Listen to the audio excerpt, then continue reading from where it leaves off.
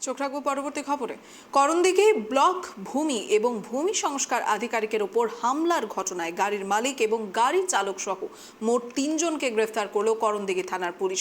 ধৃতদের 10 দিনের পুলিশি হেফাজতের আবেদন জানিয়ে ইসলামপুর মহকুমা আদালতে পেশ করল করণদিঘি থানার পুলিশ। উল্লেখ্য, বুধবার করণদিঘি থানার ঝাপরটোল গ্রামে বালি মাফিয়াদের হাতে আক্রান্ত হয়েছিলেন করণদিঘির ব্লক ভূমি এবং ভূমি সংস্কার আধিকারিক গৌর সোরেন সহ 4 জন কর্মী।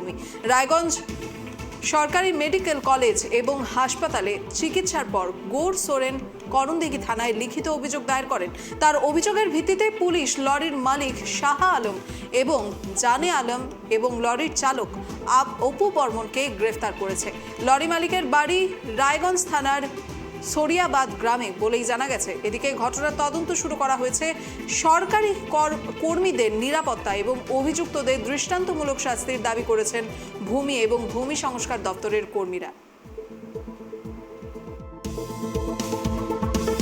আজকে সকালবেলা আমাদের বিএলআরও সাহেব, আমিন এবং গ্রুপ ডি স্টাফ একজন, এনারা মাটির গাড়ি বালির গাড়ি রেড করার জন্য গিয়েছিলেন এবং সেখানে গিয়ে ড্রাইভার সহ 4 জনেই কিছু দুষ্কৃতীর হাতে আক্রান্ত হন।